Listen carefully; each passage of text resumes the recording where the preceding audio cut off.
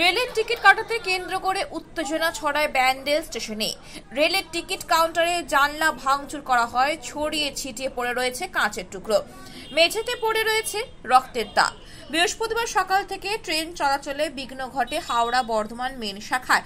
যদিও বেলা গড়াতেই পরিস্থিতি কিছুটা স্বাভাবিক হয়, তবে সকাল থেকে টিকিট কাউন্টারগুলোতে ছিল ভিড়। রেল সূত্রে জানা যায়, ব্যান্ডেল রেল স্টেশনে ১ নম্বর টিকিট কাউন্টারে টিকিট কাটার জন্য ভিড় করেন যাত্রীরা। সেই সময় কয়েকজন মত্ত যুবক তারা এসে অন্যান্য যাত্রীদের টপকে আগে টিকিট নিতে যায়, আর এই নিয়ে বচসার সৃষ্টি হয়। এরপর উত্তেজিত যুবকরা কাউন্টারে থালা রেল কর্মীদের উদ্দেশ্যে অসভ্য ভাষায় গালিগালাজ করতে থাকে। কাউন্টারে গ্রিল এবং কাঁচ ভাঙচুর চালায় বলে অভিযোগ। ঘটনাস্থলে পরিস্থিতি সামাল দিতে আসে রেল পুলিশ। ভাইরাল হওয়া একটি ভিডিও ফুটেজে দেখা যাচ্ছে ঘটনার ভিডিও করেছিল পরিস্থিতি সামাল দিতে আসা এক রেল কর্মী। এরপর সেই রেল পুলিশের উপরেও চড়া হয়ে মারতে শুরু করে দুষ্কৃতীরা। ঘটনাটা হয়েছিল, এখানে প্রচুর লাইন ছিল, আজকে সকালবেলা থেকে সমস্যা চলছিল। ট্রেনে আমাদের টিকিট শেষ হয়ে যায় এবং তখন টিকিট রোল চেঞ্জ হয়েছিল, সেই সময় পাশ থেকে ওরা 4-5 জন ছেলে বাকি প্যাসেঞ্জারকে সরিয়ে টিকিট নেওয়ার জন্য জোরজুলুম করতে থাকে।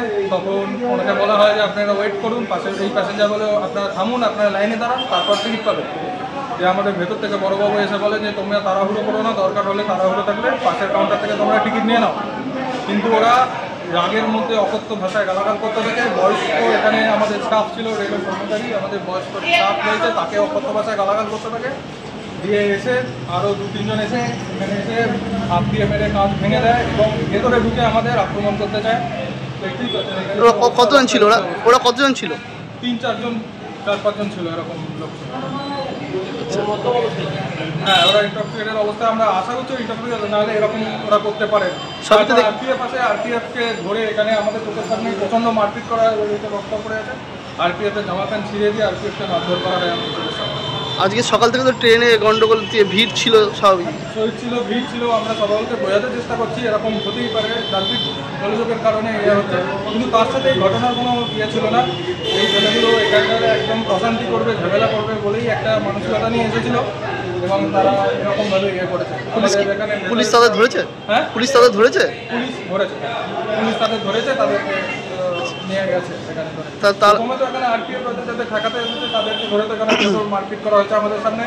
একজন ওই কাজ ভেঙে ভেতরে ঢুকে আমাদের মারধর করার চেষ্টা করছে। একদিক দিয়ে একটা নিরাপত্তাহীনতায় ভুগছেন নাকি? হ্যাঁ, অবশ্যই আমরা এখানে ভাবছি যে নিরাপত্তা তো একটা